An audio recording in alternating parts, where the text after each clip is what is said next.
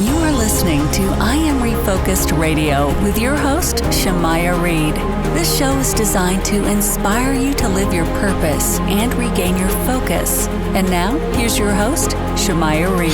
Hey, welcome to I Am Refocused Radio. Once again, we are here today, and just like any other time, we have another amazing show lined up for y'all today. Today, we're going to be talking about entrepreneurship. We're going to be talking about coaching. We're going to be talking about a speaker, a best-selling author, Brittney Tollinchi. She has a website you can go check out right now. It's BrittneyTollinchi.com. And if you're watching us on YouTube, you can see it at the bottom of your screen. First and foremost, I want to say to you, Brittney, thank you for clearing your schedule to talk to our audience today. How are you doing? And you have a resume that probably take 35 years to go through. So I'm going to get to the chase. How you doing? I am doing so good. I'm just happy to be here. Thank you. Yeah, I was looking. I said, let me just introduce her because I don't even know where to start on your resume and all you have done. So let's go. Let's talk about first and foremost, you being a high performance coach. You empower individuals to unlock their potential, align their habits with their purpose, and also to create lasting transformation. So let's kind of start there. What ignited you to want to do that? And how were you able to just find clients who have these pain points for you to address? Yep. So I was your stereotypical high achiever. I think, that resonates with a lot of folks all the way from, when we're young and we're trying to just be the best that we can. And you never quit during the middle of the season, right? Like you finish out the season or you finish out the concert or whatever it is. Well, that perseverance programming, while it served me very well for very long, fast forward, I found myself in a high profile corporate career, thought I had checked all the boxes about all the things that I wanted. Things were fine, but as adults, like, when is the work ever done? When is the season ever done? And I had this moment where I was driving from Denver to Kansas City for a work conference, and I found myself bowled the entire 600 plus miles because it was this emotional release I didn't realize that I needed. And the whole time I was just asking myself that question of like, what is this all for? There's no way like that this could really be all there is. Wake up, work, eat, sleep, repeat. There's no way this is what. And the harder that I ask that question, if you're going to ask that question, you better be prepared for answers. And I started feeling this tug on my heart that I was supposed to do something different. And for me, specifically, it would be quitting the corporate climb. And it took me about a year and a half later from that drive where I finally quit. And I realized that quitting wasn't failure, like what I had struggled with for so long, but that quitting was actually freedom. And when I got to the other side of that and just realized how much I had struggled through being okay with outgrowing a season or outgrowing a version of myself, when I realized how much I struggled through that, and then the beauty and the freedom on the other side of it, it was one of those, there's no way in heck I could be the only one. There's no way I can be the only one. And so that's when I went on this journey. 30 days after getting out of corporate, I had a book deal. Couple months later, I had my own podcast.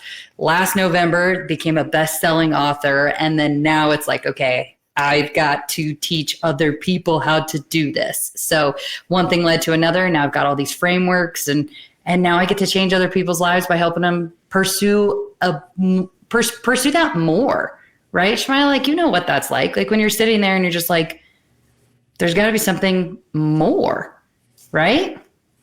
Yeah. And I want to jump in and say what you're saying is what the show's all about, Refocus. And I know in the green room, I told you a little background story, how it got started. And it started with the magazine, Refocused magazine years ago, in like 2012, 2013, those years. And purpose and alignment is something that it goes like peanut butter and jelly. And my light just went off and we're okay. But you are able to adjust on the fly, because when you're aligned with your purpose, nothing can deter you. So I must stay in this show. I love how technology is. But when you think about those unexpected moments in life, right? When things can derail your thoughts and your gameplay, you still have to stay true to that commitment cycle, because if you don't allow yourself to be flexible, then that derailment will become a disaster. Yep. I was chatting with someone the other day, and they were like, man, if you're out of alignment, if you're at capacity and you're out of alignment, like the vessel's gonna break. And either you break the vessel, you break your capacity, you break your own like routine. Either you break it or a higher power is going to break it for you. But either way, like if you're out of alignment, there's something that's pulling you into something greater, more, something you know deep down is calling you. It's like, so what's it going to take to get you there? And I think that that's one reason why I struggled like I said, it was a year and a half between that drive where I knew I was supposed to do something different. I was supposed to change up my life. I was supposed to redefine success. I was supposed to reconnect with like a deeper calling. But it was a year and a half before I could actually make a move. And I think that what that comes down to sometimes is we get comfortable. We get comfortable just kind of humming along. And sometimes it's easier than actually like stepping into that purpose, because stepping into purpose, what I've seen and what I see with my clients is like, it takes intentionality. I mean, like you've got to be able to show up with your yes, kind of like what you were mentioning with your, you said yes to the magazine. And then when he's like, let's take it to a podcast, you had to say yes for all of this to transpire, right? Maybe it was easy, maybe it wasn't. Oh, it was easy in my head. But once the rubber met the road, it was what I call life happening. And life will always happen when you least expect it. I tell people all the time, if you think it's smooth right now, just wait till you get on the other side of that curve on the road, because there's probably some way for you to test to see how bad you want it. And that's why I say it's not necessarily a bad thing. We perceive it as a bad thing because we're surprised and we're like, well, geez, that's not convenient, because I was hoping that it would be smooth sailing, and all of a sudden everything's going out of whack. But like I said earlier, when you're able to adjust, you don't allow life to deter what you're trying to do and what you're trying to build. When your purpose is so rooted and grounded, then it can be raining right now. I can have raindrops splash my face. I'm still going to be doing this, because it's something about just pushing through the obstacles, or getting through the obstacles and pushing through the friction that comes your way. Because if you don't allow yourself to grow in those moments, then what you're actually doing is you're stunting your growth and your ability to get to the next level. Last time I'm turning it over to you is new level, new devil. So when we started the magazine, we said, oh, I have a bright idea and do the podcast. Well, guess what? Only had a budget for 2 mics. Only had a budget for a USB mixer. You see my studio, even though the light gave up on me, the studio we're in is the radio station. Think about that for a moment. We went from a small mixer, 2 mics, to a full-blown radio station studio with a very professional mic and almost great light. But it's okay, because no matter what you're doing, life is always going to happen. So if it's raining or if it's sunshine, you just have to be rooted in your routine that you're going to deliver the best quality that you can. Because if you don't, who will? Who will? Yeah, I think it's that it's adopting, being willing to adopt that perspective that like life is happening for you. Right. I know, like, I think Tony Robbins like started that, like, life is happening for you. So even when you come around that corner and, oh, snap, there's that new devil because you're in your new level. And actually like looking at that and being willing to say, okay, wait, what is this happening for? Like, there's got to be something in me. Like what kind of opportunity am I potentially being given to work through something so that I can, again, level up? You're so right. Once again, listen to Refocused Radio, watching us online, talking to our special guest, Brittney Tollinchi. Go to her website, BrittneyTollinchi.com. She's an entrepreneur, best-selling author, podcast host, a coach, and also a speaker. When you think about being able to impact, believe it or not, I've been telling people for the past couple of weeks, I'm taking an online class on philosophy. I study it in Toledo, but I had that itch. I just want to go deeper.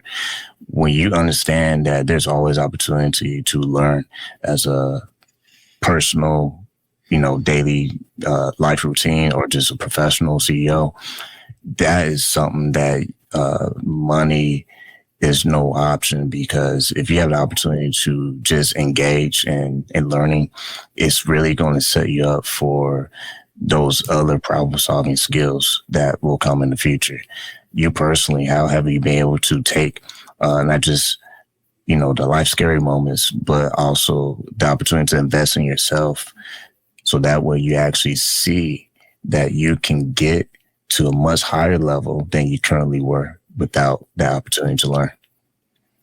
Yeah. I mean, the investment in ourselves, right? Like, it's to your point about learning, it's the thing no one else can touch. It's the thing, it's entirely in your control. How much you're really willing to pick up and sometimes also put down. Like, there's an unlearn sometimes that we have to be willing to do, right? I think about investing in myself, and even it was years ago. I mean, probably 14, 15. So many years ago, I remember the first time somebody mentioned having a life coach to me, and I laughed because in my brain, it was like, what do you mean you need someone to motivate you? What do you mean you can't hold yourself accountable to your own goals? What do you mean? I had a very closed mind perception of it. And it wasn't until, again, fast forward, found myself in a transition, because that's what happens. Life happens. And then you get to choose, how am I going to handle this? Am I going to handle this the way I always have? Or am I potentially at a crossroads where I get to pick up some new skills? And that's where I first actually came across the self-help industry. And I started realizing that there were different perspectives that I could pick up in my life that significantly started benefiting the way that I was living. So then when I got to the point where I actually hired my first coach, I'll never forget it. I was not looking for a coach. It was absolutely one of those, through somebody I knew. Next thing you know, she's like, hey, that'll be $6,000. And you're like, oh, okay, sure. And again, didn't almost even know what I was signing up for, which I know that makes me sound careless, but at the same time, I didn't have a business plan. I didn't even think that anything other than climbing a corporate ladder was really going to be a part of my story. So when I met this woman who was like, well, we can start a side business and just see where it goes, then invested in myself intentionally like that. $6,000 was the most I'd ever spent on myself outside of my college degree. I just don't think that we do that sometimes. I think we're so hesitant to spend money on improving our knowledge and taking ourselves to the next step. And what came out of that was growth on hyperspeed. A business that I never thought I would start, and all of a sudden I was sitting in there. Communities and rooms that I never, again, a million years would have thought I would be in, and then I'm standing there, and even a year later standing on stage. It's nuts what can happen when you're just willing to invest in yourself. And then absolutely that coaching experience led to the year later where I was betting on myself again and jumping out of a thriving corporate career. So I think that it's a muscle that we have to start with, start small. Are you going to invest yourself? Are you going to take this course here, and maybe it's this certification there, and then before you know it, it's full-blown coaching program, or it's a mastermind. So I think it's this muscle that we constantly have to keep tapping into, so that we can keep being pushed to our next level and exposing ourselves to what that next level may be. Otherwise, we constantly think that the bar is only here if we don't know any better. And a lot of times when we don't know, they say, well, you don't know can hurt you, because if you try to reinvent the system and the will, it might just be more counterproductive. So when you think about the coach experience that you had for yourself, it led you to being able to coach others. But in between those seasons, you had to have some kind of mind shift. So my next question would be, what was that one mind shift that changed everything for you, where it was no longer like, okay, it's no more, I can't do this. It's more like, okay, what is next? Because now I'm pumped up to actually go out in the field and actually start executing what I've learned. Yeah, do it. I mean, entrepreneurship in general has been a one mind shift after another. When you first asked the question, the very first thing that came to mind was this idea of, and I think this really did transpire over some time, but the idea that like when you are in alignment with your purpose, when you are showing up with a yes to something that is calling you forward, what ends up happening is that fear of failure that actually prevents most of us from moving in our lives. Fear of failure, all of a sudden, I found that I was able to detach. The outcome was no longer failure. The outcome was growth. The outcome was expansion. The outgrowth or the outcome was new communities. So the outcome was no longer failure. And when I had that mind shift, I would say that was an unlock in a lot of things, especially maybe even like my courage to show up. I just knew that growth was going to be on the other side of it, whether I got the desired results that I wanted or not. Growth was going to be the outcome, and I was okay with that. So then it allowed me to show up a little more courageously. And then all of a sudden, when I started seeing the results of showing up courageously, then that built more confidence. And so I really do think it was just like these building blocks, these mindset blocks, they all stack on top of each other.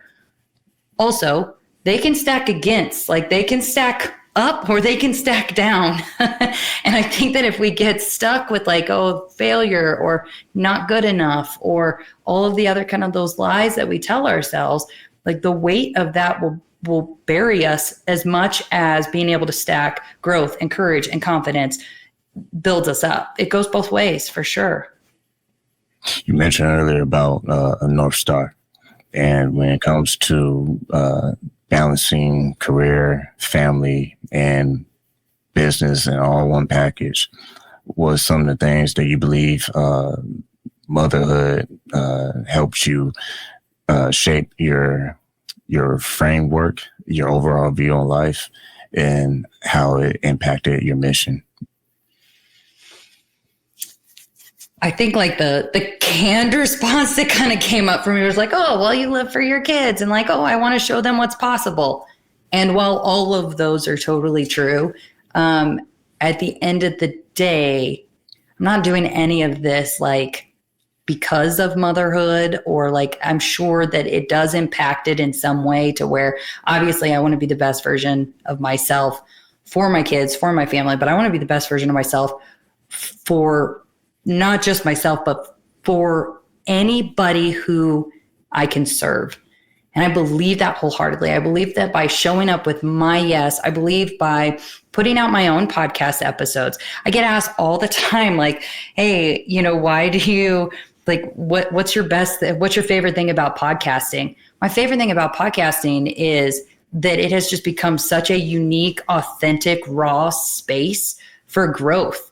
And when I start getting in my own way, because I'm human, I can be the coach, I can go after every certification, I can be in every mastermind, but at the end of the day, I'm still human, which means I still have doubts. I still have imposter syndrome. I still am going to get in my own way. I get to go back to these podcast episodes. I get to come back and revisit conversations like this, Shmaya, where it's like, hey, I've been here before. I've got the tools in my tool belt to get me over this hump too, to show this new devil that it ain't working. We ain't doing this song and dance.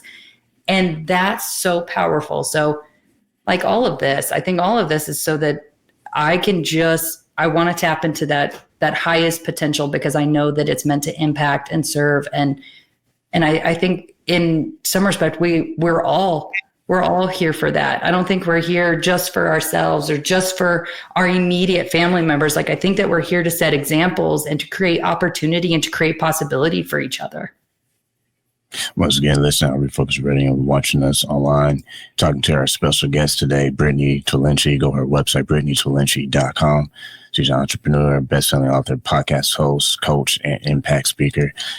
real fast. They probably watching and listening like, well, gee, what's the title of her show? So if you can, tell us a little bit about your own show that you do and what's the name of it. Oh, thank you. I appreciate you. So it's called Unjuggle the Struggle. And it's because we are all either on some type of struggle bus or, amen, I've been in front of the struggle bus. So it's really, right? Like, so it is really just, again, the place where I show up. It's a lot of mindset stuff. It's a lot of just my journey from corporate through entrepreneurship and just juggling all of the hats that we wear as parents, as friends, as daughters, brothers, sisters, like, just juggling life, because you're right. Life happens. It gets to happen. And so why not show up and talk about it and share it? What's interesting is when you think about the progress that we make in our professional worlds, like you understand the amateur moments and the funny moments, the embarrassing moments, the parts where it's like, whoa, how did I not know that? How did I know better? But I like to say this, man. I don't care how high you get on the title or, empire or whatever you want to think it and call it. You're still going to have those moments. You're still going to have oh man, it's still happening. Like the learning curve, in my opinion, is always evolving. It's not that we made it and we are now the smartest person in the world. We don't need any additional help or any feedback or any, humble pie. It's like the humble pie, it comes faster the higher you go, and the air you breathe is much thinner. So if you try to move too fast, you're going to get lightheaded and it's going to be a long way down when you fall. So I like to say it's really no major difference except the fact that if you learn from those mistakes, you fortunately become wiser than what you used to be. For your experience, as you see the progress that you've been able to make in your career, was some of the humble moments that still teach you to this day that, hey, no matter how high I get, I still have to remember where I come from. Yeah. Oh, I love this question. I think about even one of the very first things with, so I went on this retreat. I was invited to come to a speaker's retreat. And so it was a faith-based retreat, and we're literally on the sand of Virginia Beach. And we've been asked to close our eyes and take different postures. And one of them was like, okay, what's the posture of surrender? And obviously, like in that moment, it's meant to be a really reflective exercise.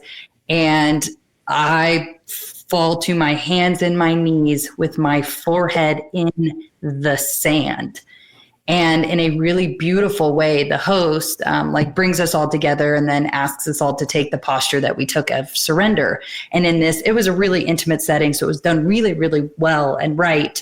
But I realized I was the only person who was literally forehead in the sand, while my other peers were standing, and they were standing strong. And in that moment, I recognized that there's power in kneeling in surrender, being forehead in the sand in surrender, that is definitely, there is a posture and there is a season for that. And there's really beautiful growth and magic that happens in that.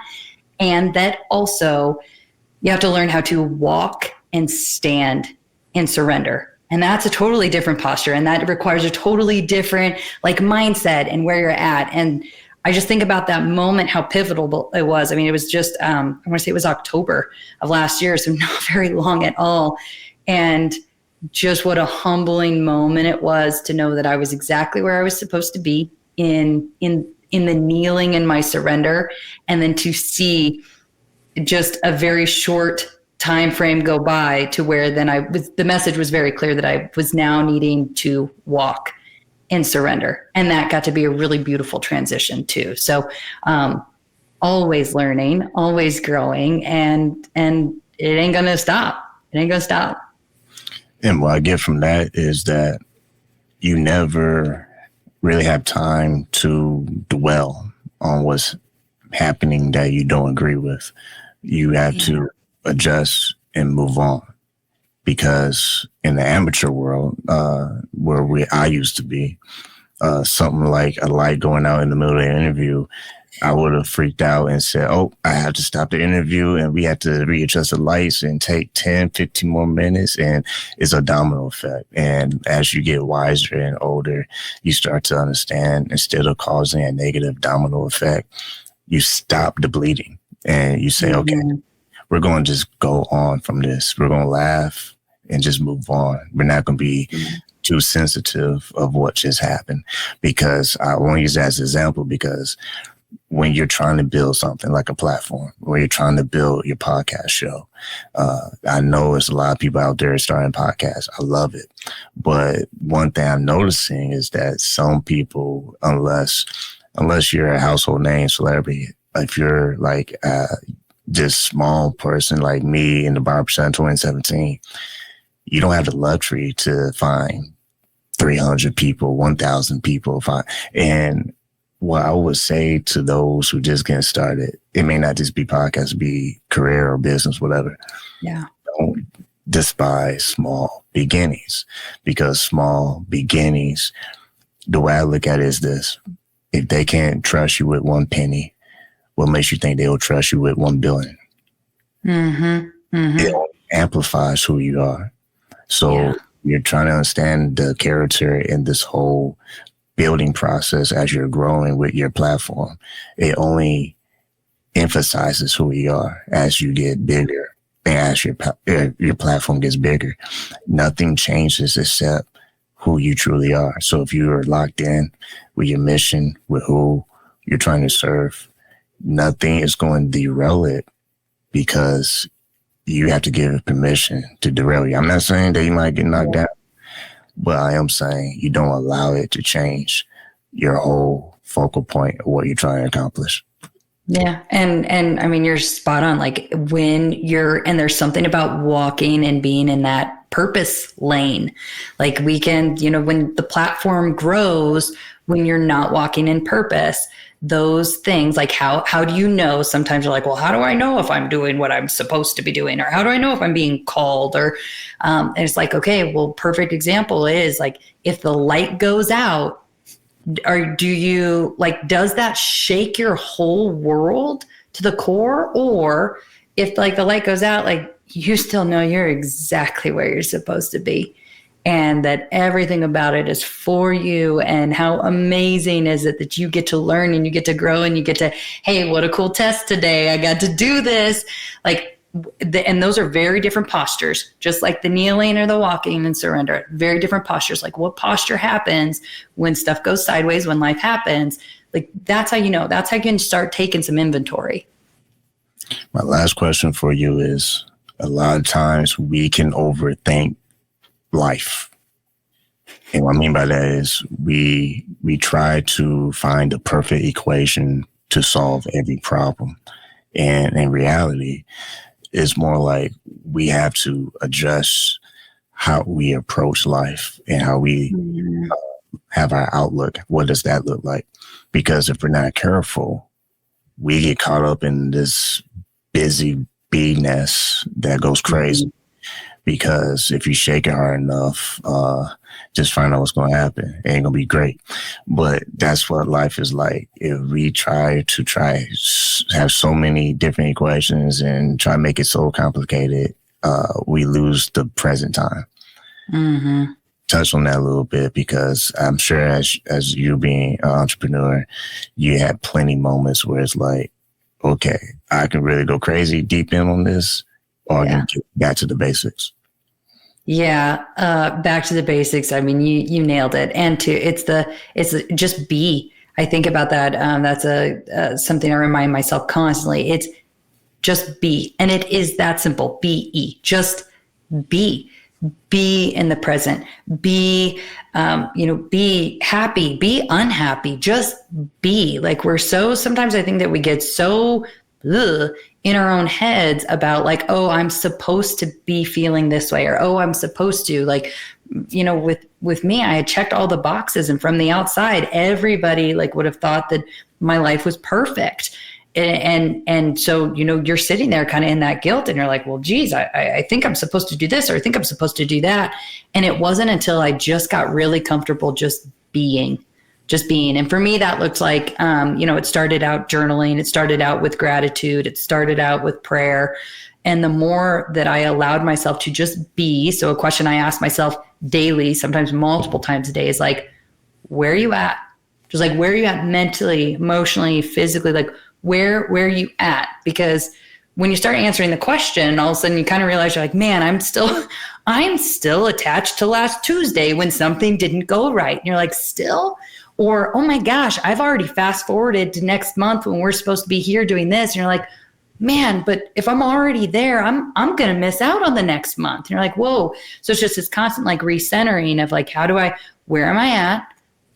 Allowing that to just be. You don't have to fix it. You don't have to do anything with it. Just be present. One thing I would say to that before we close is in San Antonio, is so much construction now. It's a city that's growing. I see nothing but different license plates from different states. I'm like, okay, everyone's coming to San Antonio now. But one thing that I've noticed is I love smooth jazz. And when traffic is crazy, especially after, 5, you can't do nothing.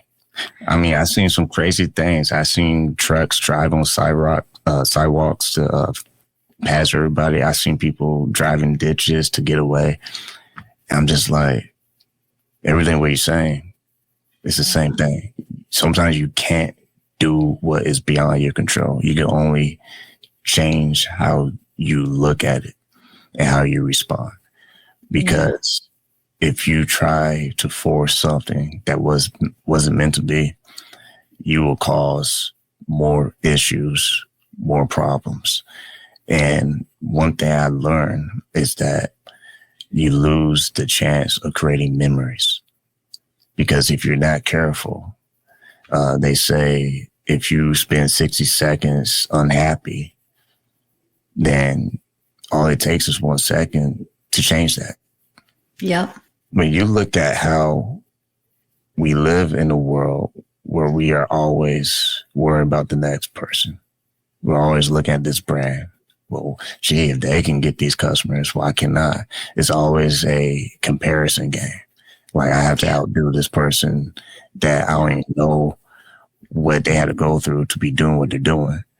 How do you keep yourself just focused on what's on your plate instead of what the other guy's doing? Because I want to be like them and I want to have the shiny toys like they have. How you keep yourself and what's on your plate?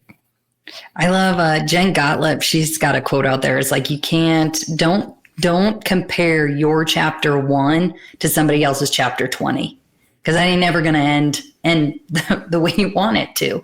And I think so, especially with social media, why it's a beautiful tool, it also heightens the comparison, right? Because you're looking at what everybody else has. And so you're sitting there and, like you said, you have no idea what their story was. You have no idea what their path was. Sure, maybe they give like glimpses, but that doesn't mean that you were sitting there at 2 a.m. crying with their head in that, it's, you can't compare your chapter 1 to somebody else's chapter 20. And then something that has just been it's something I learned when I was a kid, and I've just always stuck with it. It's huge in our marriage too. It's that the grass is greenest where you water it. So if you're constantly, looking at your neighbor's grass, that's what you're watering. That's what you're giving time. That's what you're giving energy. That's what you're giving attention to. You're right. The neighbor's grass will always be greenest. If you focus on what you've got, if you water what has been given to you, you said, hey, if you can't do something with a penny, you're not going to do something with $1 billion. So water the grass that's in front of you, and water that with gratitude, with love, with time, with your energy, with your willingness to invest in yourself. Focus on the grass that's in front of you. Water that grass, and I guarantee you do that long enough, that grass is going to be the greenest on the entire lawn, because it's going to be the most fulfilling for you. And that's exactly where you're supposed to be. So grass is greenest where you water it. You've been watching Refocused Radio online and listen to us on radio and podcasts. Once again, talking to our guest, Brittney Tollinchi. Go to our website, BrittneyTollinchi.com. Like always, Brittney, I want to say thank you for your time. Thank you. This was wonderful. I so appreciate you. I appreciate you showing up consistently and creating this space for people not only to come on as guests, for you to show and showcase like your gift of conversation and connection, and that you do that for all of your listeners. I just think it's absolutely incredible. Thank you for being a beacon of light, that when you step into your purpose, like, look what is possible. There's people who are doing it, and if you can, we can, I can, like, right? It's possible for everybody. So thank you. I appreciate you.